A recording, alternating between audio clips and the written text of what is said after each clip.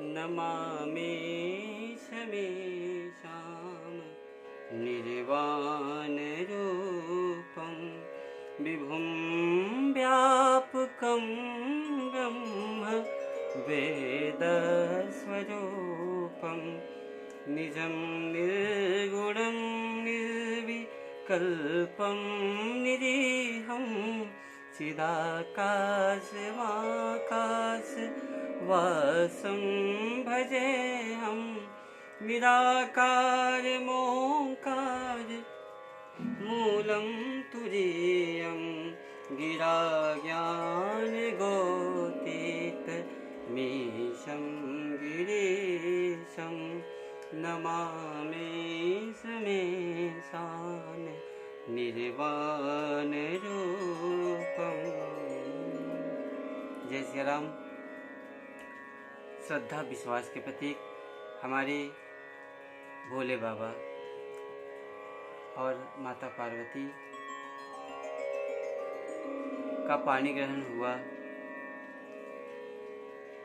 पुरुषोत्तम मास के आज चतुर्थ दिवस में हम आपके बीच में अपने वचन के अनुसार हाजिर हैं, कुछ मानस के चर्चा को लेकर। कहते हैं रामचरितमानस में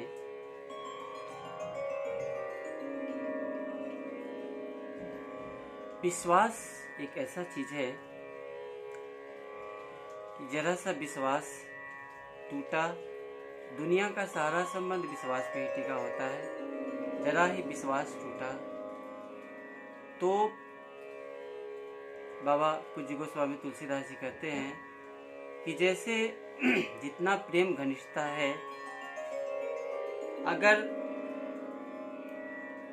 जरा सा विश्वास टूटता है तो जैसे दूध में एक बूंद खटाई डाल दिया जाए तो अलग अलग हो जाते हैं, फिर वो दूध कोई काम का नहीं रहता है। ऐसे दूध से तरह तरह के मिष्ठान बनते हैं, घृत बनते हैं, घी बनते हैं, दही बनता है, छाछ बनता है, बहुत चीज़ बनता है, लेकिन मलाई बनता है। लेकिन अगर एक बूंद खटाई डाल दिया जाए तो सब खत्म हो जाता है, सब अलग अलग हो जाता है। पानी से दूध का प्रेम, ठीक इसी प्रकार से मानव जीवन में विश्वास का महत्व है। और एक विद्वान तो कहे कि आप रामचरितमानस क्या है, रामचरितमानस का महत्व क्या है।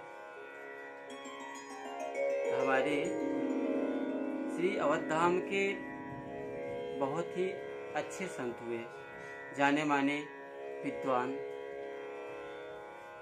बहुत बुजुर्ग हो गए हैं। उनका कहना था कि रामचरितमानस एक लाइन में अगर कोई पूछे कि एक पंक्ति में रामचरितमानस क्या है, तो विश्वास से लेकर विश्राम की उपलब्धि, विश्वास से लेकर विश्राम तक की यात्रा को रामचरितमानस कहते हैं। अतः अगर हम पूर्ण श्रद्धा विश्वास से मानस की यात्रा को प्रारंभ करेंगे तो हमें विश्राम की अनुभूति होगी, हमारे जीवन में विश्राम आएगा, विश्राम मिलेगा हमको। ये सत्य है। ठाकुर जी की अतिशय कृपा है कि हम सबको श्री मानस जी का सानिध्य मिला, हमें संतों का सानिध्य मिला। उन संतों को बारंबार वंदन है, नमन है हमारे पूज्य गुरुदेव भगवान को, जिन्होंने हमें इस लायक समझा। अतः ये चतुर्थ विश्राम में बाबा कहते हैं कि श्रद्धा और विश्वास के प्रतीक हमारे भगवान शिव और माता पार्वती का पानी ग्रहण हुआ।